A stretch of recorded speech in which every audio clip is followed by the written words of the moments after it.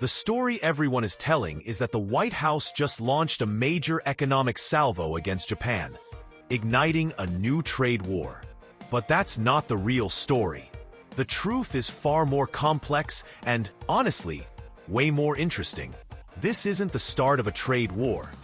It's the result of a tense, high-stakes negotiation that just averted an even bigger conflict. What emerged is a new trade deal under the Trump administration that completely rewrites the rules. We're talking a massive $550 billion Japanese investment into the US and a new 15% tariff on all Japanese imports. But here's the twist.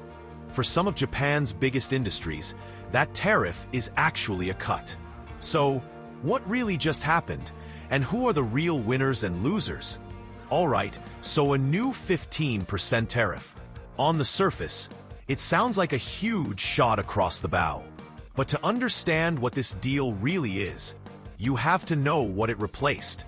Before this agreement, Japanese automakers were staring down the barrel of a crippling 25% tariff that went into effect in April 2025. So for them, this new, broad 15% rate is actually a significant reduction. It's a bitter pill, but a much smaller one than they were expecting to swallow. But this isn't just about tariffs. The other side of this deal is massive. As part of the agreement, Japan has committed to investing a staggering $550 billion directly into the United States. This is a monumental sum that will pour into American industries and manufacturing. However, not everything is covered. The deal specifically excludes Japanese steel and aluminum, which will remain subject to a separate, punishing 50% tariff.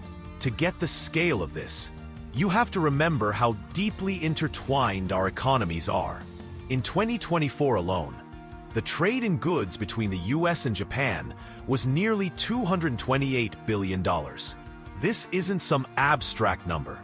This is about the Toyota Camry, a car assembled by thousands of American workers in Kentucky. It's about the Sony PlayStation in your living room and the advanced robotics that power American factories, many of which rely on Japanese innovation. This deal touches almost every part of modern American life. So what does a tariff actually mean for your wallet? Let's say a car imported from Japan lands at a US port with a $25,000 price tag. The new 15% tariff adds $3,750 to that cost right off the bat. The common myth is that Japan just writes a check to the US Treasury. That's not how it works. In reality, the American company importing the car pays that cost. They can either absorb it and watch their profits vanish, or they pass it right on to you, the buyer. That $25,000 car could now be a nearly $29,000 car at the dealership. Analysts are projecting this could add anywhere from $1,500 to $3,000 to the price of a vehicle. And it gets even trickier when you talk about parts. A car built in an American factory might use a transmission or a complex electronic system from Japan. That American factory now has to pay a 15% tax on those critical parts, which drives up their production costs and makes them less competitive. So while this deal may have averted a wider war, it still throws a wrench into the gears of American industry. Of course, not everyone agrees. Many economists argue that tariffs are just a tax on your own people. And interestingly, some of the loudest critics are American automakers. The American Automotive Policy Council, which represents Ford, GM, and Stellantis, has argued that a deal that charges a lower tariff for Japanese imports than for vehicles built with high US content in North America is a bad deal for American auto workers. Their own supply chains are so complex that these kinds of tariffs can end up hurting them more than their foreign competitors. So, with this complex deal now on the table, the chessboard has been completely rearranged. The fallout is already creating clear winners, losers, and a whole lot of uncertainty. First, let's talk about Japan's reaction. A full-blown retaliatory trade war seems to have been avoided for now. Instead of hitting back with tariffs on American corn or beef, Japan has responded with a massive pledge of investment. This is a strategic move to soften the blow of the tariffs and reframe the relationship as one of partnership, not just conflict.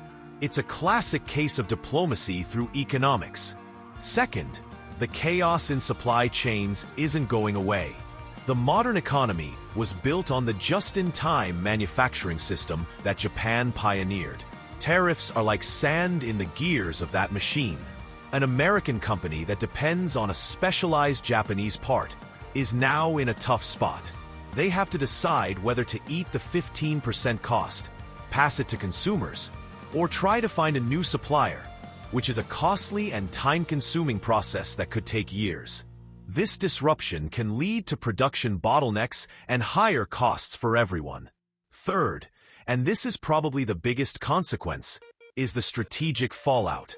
By negotiating this aggressive, America-first style of trade deal, the U.S. is sending a signal to all of its allies. For decades, the U.S.-Japan alliance was a bedrock of predictable, stable partnership. This new era of hardball negotiations raises questions for other partners around the world. Can they count on the U.S. as a stable economic partner? This could push countries like Japan to strengthen ties with other trading blocs, creating a diplomatic vacuum that other global powers are more than happy to fill. This new U.S.-Japan trade deal is not the simple story the headlines are shouting about. It's a complicated agreement that averted one kind of trade war while locking in a new reality of managed and often contentious trade. We are at a pivotal moment. A new 15% tariff, born from intense negotiations, has completely reshaped the economic relationship between the United States and Japan. This deal, driven by a push to fix trade deficits and protect American industry, swaps previous threats for a complex agreement that includes a massive $550 billion investment in the U.S. But it also risks raising prices for American consumers, snarling the supply chains U.S. factories rely on, and straining the strategic alliances that have kept the peace for decades. The path forward is uncertain, but one thing is clear. The aftershocks of this deal will be felt for years to come. What do you think?